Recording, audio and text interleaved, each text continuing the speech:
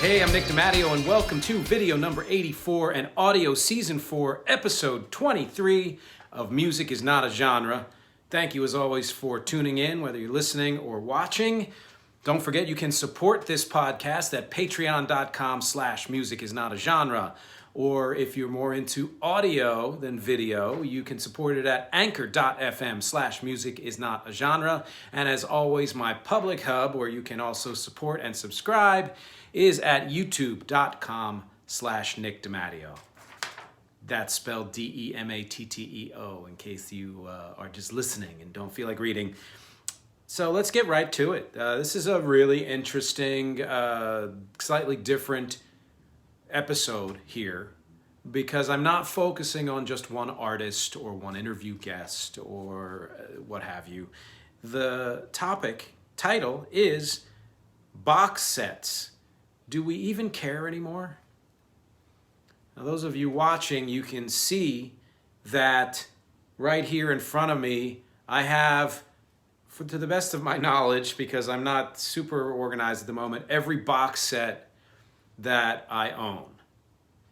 And initially, as you know, I usually just pick one artist and delve into that artist and try to give as much detail about that. And I do, at some point, plan on getting to just about every one of these box sets, in some cases individually, in some cases collectively, such as the one with the Beatles. There are several Beatles box sets here. But at the moment, I'm not speaking about one specific artist. I'm speaking about box sets in general. So initially, when I formulated this podcast, it was kind of to kick off the box sets and talk about, is there any relevance to them anymore, since most people don't buy physical music much at all? Does anyone even interested remotely in getting box sets of any kind? But then I did some research, because I like to give a little background, and I'm talking about a topic, I want to know more about the topic, and I discovered a whole hell of a lot, not as much as I would have liked to. There's actually no one's ever done, I guess, that I know of, a complete history of box sets. If anyone out there is a writer and wants to do that, please go for it. Or if you'd like to donate to this podcast, I would be happy to devote my days to researching any subject, and in particular, in this week, this subject here of box sets. Let me go to one other comment here, which is last week I interviewed Steve Erickson. Hopefully you heard that or saw that. Very interesting guy. He always brings up interesting words. He's a writer himself, so that makes sense. And he brought up the point that technology often drives music development. It is an issue that I dedicated an entire podcast to a year or two ago. And when I did, I focused on the fact that types of instruments drive the changing sounds and styles of music, such as when amplification became a thing in the early part of the 20th century, electric instruments more towards the middle part, synthesizers, the 60s, 70s, especially 80s, recording devices of every kind and how they have morphed, digital technology, especially through the 90s and beyond. And if you think of all of those technologies, you can tie each one of them to a big change in the world of music. The synthesizers, electronic music, and beatboxes, drum machines, things like that. What I overlooked, and what we often overlook, is that the format, the way in which music is delivered to people, also has a hand in shaping what that music becomes. And the reason I bring this up is because the topic this week, box sets, when I did some research, I realized that, or I guess I discovered, that box sets used to be the rule and not the exception. And here's why. Early on in the development of recording technology, and you may know this, the first widely disseminated format was the 78 RPM, 78 revolutions per minute, disc, 10 or 12 inches. And at most, depending on how you grooved it, it could fit 3 to 5 minutes per side. And that influenced two things. And first of all, let me say, and I was shocked by this, that the use of the term box set in this context was first recorded in around 1894. I wasn't able to find out more information on, was that specifically about a box set of music, or was it about books or things, some other media? But that was kind of cool. Something that you think of as more recent has been around that long. So anyway, back to the 78s. When people started buying recorded music, it was people who could afford, machines, the turntables, what have you, and people who were music connoisseurs in a sense, who were willing to spend on new technology. And those people, by and large, listened to classical music that was extremely popular, was one of the popular music styles at the time. And if you know anything about that style, that type of music, you know that most pieces are much longer than 3 to 5 minutes. So in order to sell a recording of a symphony, say, to the masses, you would need to break it up into chunks of 3 to 5 minutes per side and multiply. So let's say you had a symphony or something like that was around 45 minutes long, or let's say 40, just to keep the math simple. And at most you could do 5 minutes per side. That's 8 sides, which is 4 discs. So what I'm getting at here is, in order to sell this type of music, you needed to sell it in a group of discs or a box set. It wasn't called that at the time. There's another term for that which will shock you. That's sensational people who do podcasts and things like that. This will shock you. But it shocked me. And I will get to what that other term was for a collection of discs like that.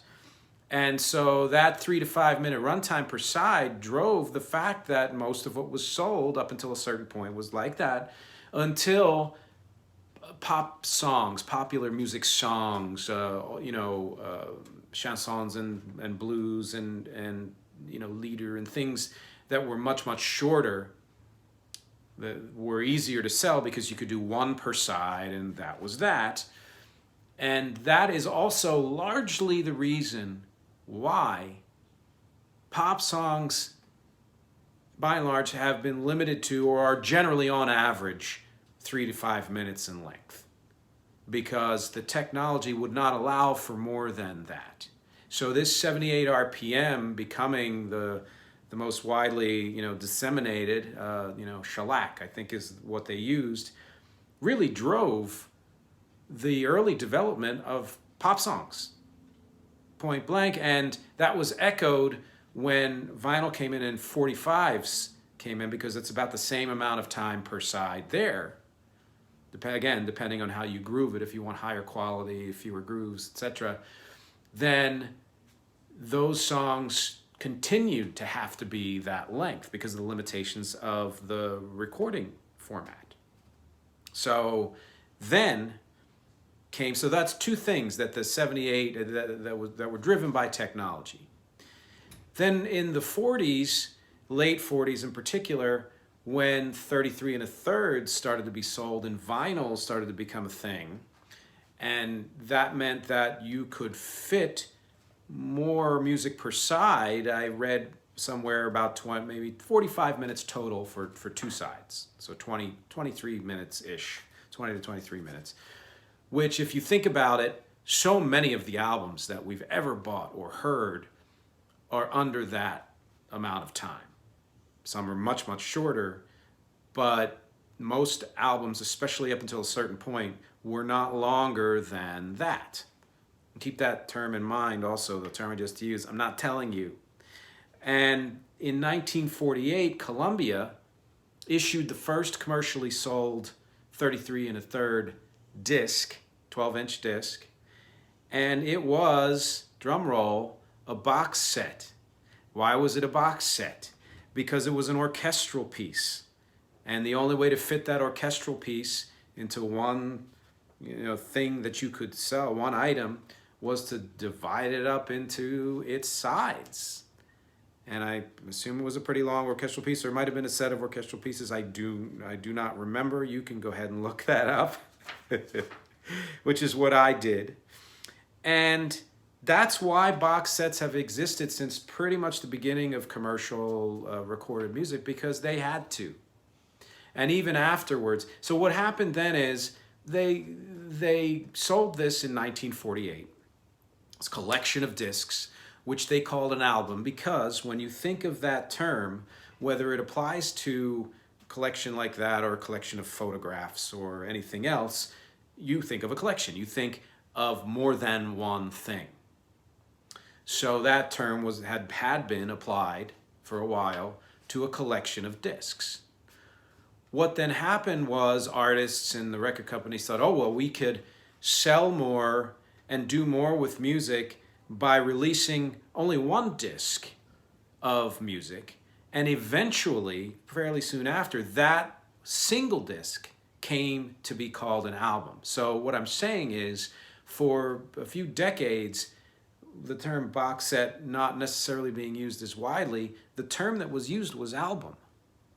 And then eventually that came to mean just a single disc. So then they had to kind of retronym, I believe it's called, retrofit that term in the 60s and 70s, especially when artists started to put out more than two sides. They put out 4 sides or 6 sides. They would call it a double album or a triple album, which is funny because, decade or two prior to that, an album consisted of more than one disc to begin with. So I thought that was interesting. Did it shock you? I don't know, but I thought it was interesting.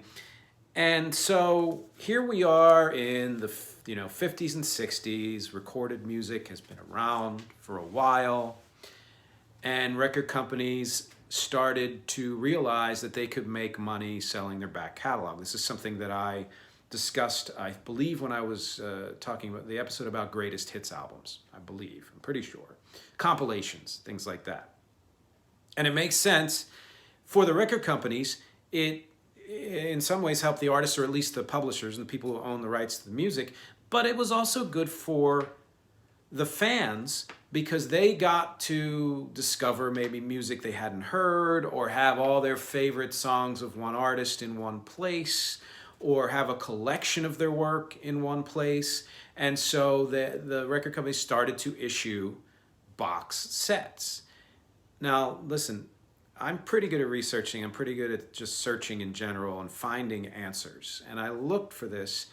I couldn't find when the first box set of that type was released. Now, I assume it was on vinyl. And maybe they were so ubiquitous at the time that there's no real significance to the first one that was released. I have no idea. Like I said, I couldn't find that answer. I found a subsequent answer, which I'll get to, but let's assume then that for a while, possibly in the 50s, but certainly 60s, and very, very much in the 70s and beyond, and 80s, let's say, box sets were released on vinyl. And then when you hit the 70s, I believe, especially on cassette. And you multi-disc, multi-cassette, whatever it was. But those were box sets, collections. Let's say in the 70s, you got a collection of cassettes that were all 50s music. I'm pretty sure, or I have a double album out there, which no, that's not a box set. What is the definition of a box set? I believe it should be more than one album, but it should also be in a box. And you can fit a double album in a sleeve, or in one single jewel case. Yes, you can. And so those were what we came to know as box sets. Now, what I could find out was that the first CD box set ever released was in 1985, and it was Bob Dylan's Biograph. So at least there's some fact that I could get something concrete on about box sets. It's kind of crazy to me that I'm talking about this topic and don't, I know more than I did, but I don't know as much as I would like to. And again, would love to research it, or anyone who has researched it or has done any type of writing on it, please shout out, let me know, because I'd love to know more about this. And so that takes us to me, and this collection, and when I started to buy box sets myself. And so the first box set that I ever bought is down here at the bottom. It was this Led Zeppelin box set. I want to say it was 1990 in that area.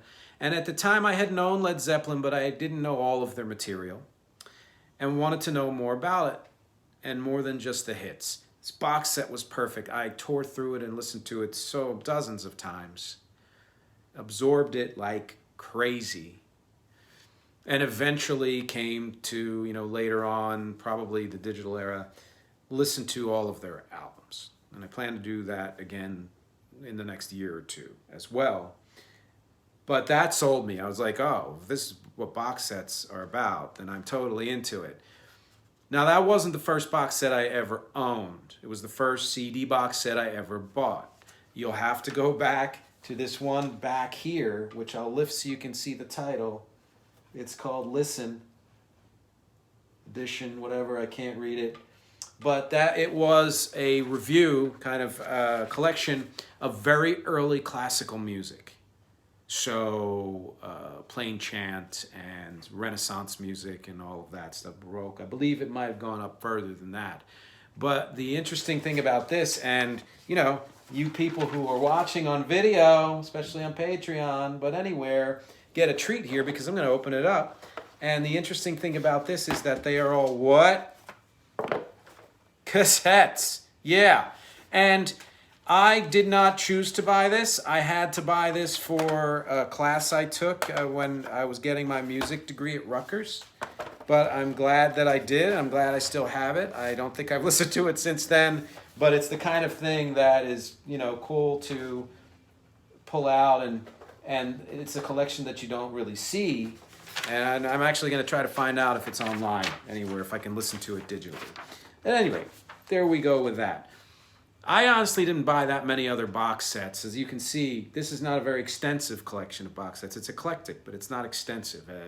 I up at one point had about 1,000 CDs, and I have hundreds of cassettes, and I don't know, 100 or 200 vinyl, and 45s, and all that, even 78s. But for box sets, let's count 4, 9, 10, 13, if you count the cassettes. Not very many.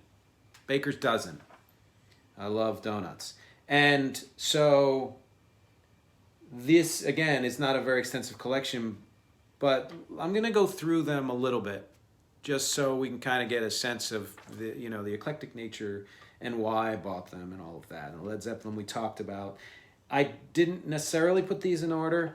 This here, the Sugar Hill Records story, was just essential for me. When it came out, I had been into hip-hop since hip-hop, was first put on recording, or at least since the song Apache, and never looked back, really. And at this time, I believe it was in the 90s, I wanted to know more about the history and couldn't find everything because there was no digital streaming at the time, and MP3s were relatively new. And please forgive me if I have the release date of this wrong, but that's, I believe, when it came out. And so I needed this. And it's amazing. If you can look this up anywhere, the Sugar Hill Records story. If you know anything about Sugar Hill Records, the Sugar Hill Gang, who was not actually from Sugar Hill, which is a neighborhood in Harlem, like sort of between Harlem and Washington Heights. But they were from New Jersey, which I talked about in the Smithereens episode. There are cuts on there that you would never hear anywhere else. And that's one of the great things about box sets, is that if it's done right, there are cuts you'd never hear anywhere else. It's not just that it's all in one place, which I do love. That's what I like about something like Patreon, or the people I follow there. They send everything that they do to your inbox. So it's collected all in one place. It makes it easy to digest and easy to find things, and that's what box sets do.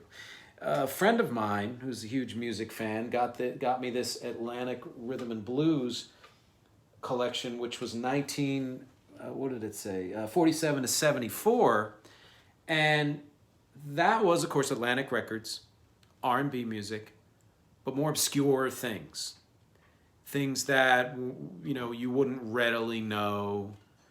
No Motown, of course, that's a different record company, but you get the idea there. And man, that was a left field thing. I love that he got that for me because he knew that that was something that I would be interested in.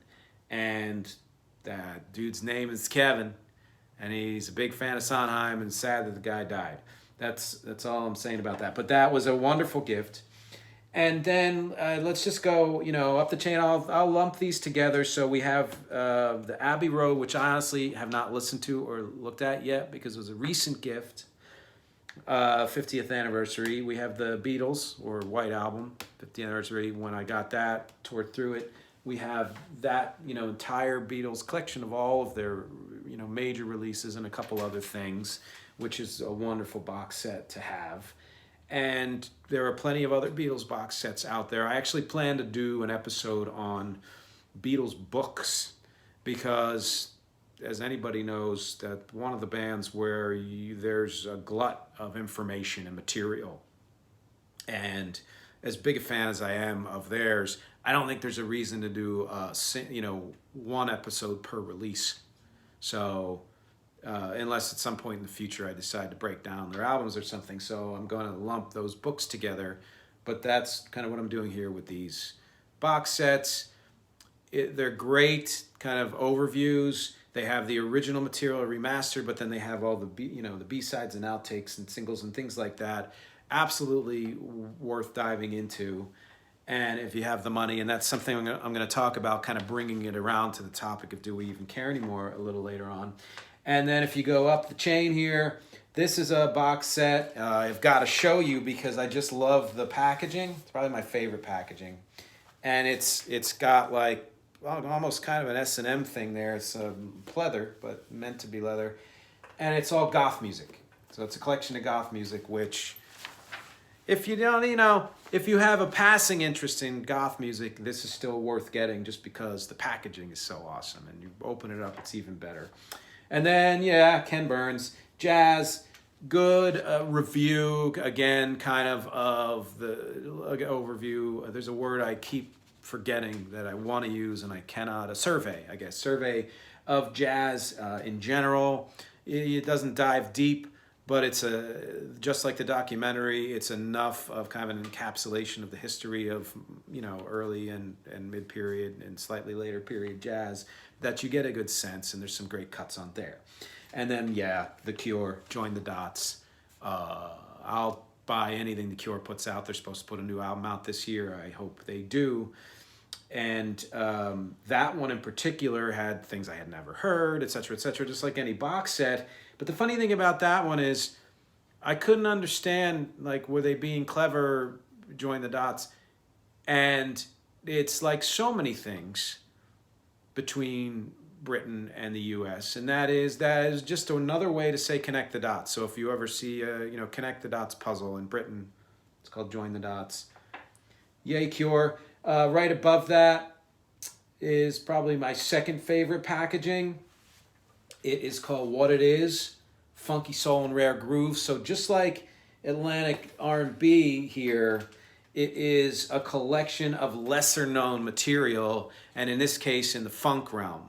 And I believe it's 60s and 70s. I've been looking for this recently online to see if, Spotify and all that. I don't think it is there. And that's a little disappointing because it's a great collection. Now, yeah, I can just put it on my, CD player and listen to all of these, and I think I probably will at some point. But, something you do when you're doing housework or something else around the house, or if you've got guests over, this is actually a really great collection. And the fact that it exists at all is a wonderful thing. Just something I like. There's also that phrase, which was a very common phrase for a really long time, is something that I used for an album and title song of mine a little while back, and it was inspired by not this collection, but by that phrase. I think the collection came out a little after that.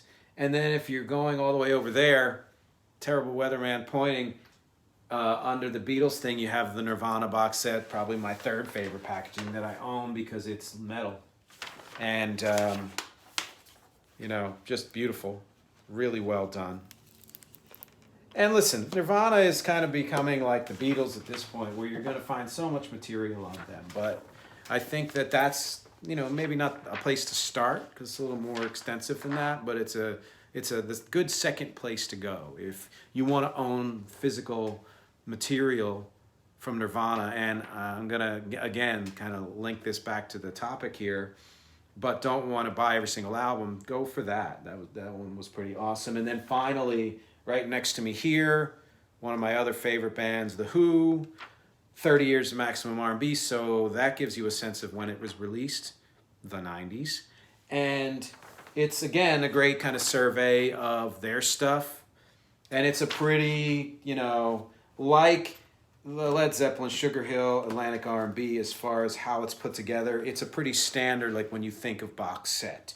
You're either going to get something shaped like vinyl, even though these are all CDs, or you're going to get some kind of rectangular thing like this one, or like the Beatles over there. And so nothing all that special about the packaging, but, you know, again, absolutely worth the purchase. And that brings me to the final point here, which is that why bother with any of this? Do we even care? And who does care? Because clearly box sets are still being sold. I mean, everything's still being sold. There are musicians who put out music on vinyl since long after vinyl was not the primary, you know, mode format there. But the one thing that musicians didn't do for the longest time was put out music on cassette. Now musicians are doing that again, which I love, because even though there's some superiority to vinyl in certain ways, I was a cassette baby. You know, most of the music that I listened to in my formative years came from cassette. I mean, certainly a lot of vinyl, but I have a much larger cassette collection. But let's face it, you know, yes, everyone puts stuff out on CD still because they're very cheap to manufacture. But everyone now, especially since the rise of first MP3s and then streaming, doesn't really go rush to the music store to buy music to listen to. The difference today is that people, when they buy music, the vast majority, I'm not saying everyone, but most people, buy it to own it. The way you would, say, choose, oh, I like this author, I'm going to read this book on the Kindle. I love this author, I want the hardback. Nothing special about it, it's not a collector's edition or anything like that, but I want physically to have it in my house, to be able to look at it and say, I loved that, or whatever it is, and have it in your hands. People still do that. You know, even though I stopped buying CDs mostly in 2011, I continued to buy Prince CDs and U2 CDs, I think, because they're two of my favorite artists, and I wanted to physically own that material. And so brings me to box sets here. Most box sets are sold, and I'm going to argue that box sets are the most popular form of CD at the moment. It doesn't necessarily mean that they sell the most, but they're the most, let's say, significant form of physical music at the moment, because a lot of work still goes into putting them together, to making them enticing to buy, to giving you things that you couldn't get just finding a playlist online.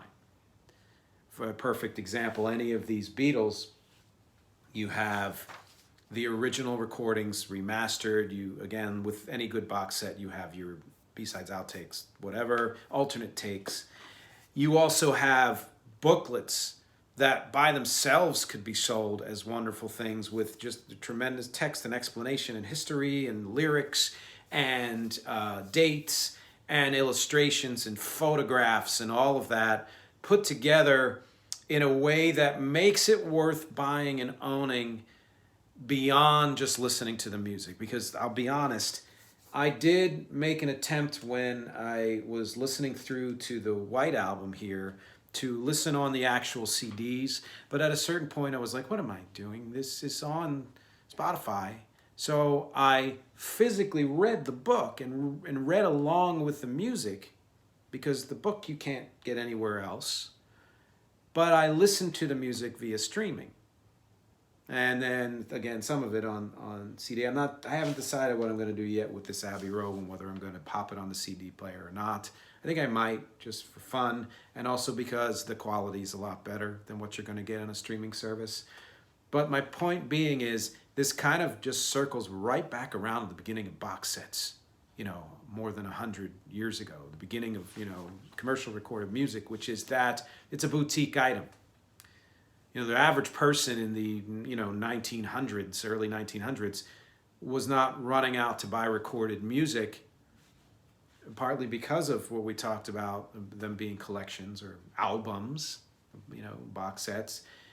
And so they were considered kind of boutique items for a while until they became more widespread and affordable. And now, I don't know of a box set really, worth buying that's under $50. And for a lot of people, that's a lot of money. If you think about spending $15, $20, used to be on a CD, and still very similar. I think you can get them for cheaper now. Even then, that was considered outrageous in some ways. When you can stream music, for a few bucks a month and listen to thousands or tens of thousands of songs or whatever you can fit into your time, to consider spending 50, 100, 150, 200 bucks on a box set, which is just a limited quantity of what you're getting, you have to really love the artist, you have to love how it's put together, and you have to have the money for it. And that, to me, is what makes it a boutique item. In fact, it's like I said, this Abbey Road was a gift. It's because I wanted it, but I had other things to spend money on and didn't want to spend money on that. And thank you to Cheryl and Lee for giving me that. But I wouldn't have gotten it myself, not because I didn't want it. And so, yes, we do care. Do we really care anymore? Do we even care anymore? We do, but not all of us, and not for the same reasons. For some of the same reasons. For wanting a collection of something from our favorite artist or favorite type of music, survey of, funk or R&B or goth. But at this point, because we can find almost all of that online, although not all of it, some of these cuts that are on these box sets are still not on streaming services. Some are still not even on YouTube, which is a shock to me because almost everything else is on YouTube. So that's another reason why they might be worth getting if you're that into this. And, I don't know. I think maybe that answers the question that I posed at the beginning. We sort of care, and sort of for the same reasons and sort of for different reasons. Box sets, to me, can be, they're an endeavor because you have to spend the time digesting them. But I also think that challenge is worth it. And it's one of the reasons why my band Wreck's latest release is itself a box set. It's not a physical box set. I can make it that if you want me to, but right now it's just digital box set. It's 5 albums called The Weird Objective. And it was a survey in its own way of all of the kinds of music that I enjoy and wanted to develop that didn't necessarily fit into the parameters of a normal Wreck electro power pop album. But I wanted to show that all of that music still connected. Music is not a genre, things connect. And put it under that umbrella name, The Weird Objective. Sympathy for the weird, syzygy for the weird, symphony for the weird, syncope for the weird, synergy for the weird. 32 tracks, 30 songs, a handful of covers, mostly originals, but all newly recorded material, so that it could all be digested at once. Pick a song, enjoy the song, but the challenge I put to you is go find, I will put down the playlist, the link to the playlist and the link to the info page that I created, and both links, and go ahead and listen to the whole thing and read along with the notes that I put on that info page the way you would with an actual physical box set, and you get some sense of the enjoyment of it. Do you own box sets? Are there any box sets that are special to you that you've had forever? Do you still buy box sets? Do you care about box sets anymore at all? What do you think are some of the best box sets in history? This one here, Led Zeppelin, is usually in that list. I'd love to know everything you know and think and feel about all of this, because as always, my objectives here are music, conversation, and connection. Thank you for spending this time with me, and I will talk to you next week.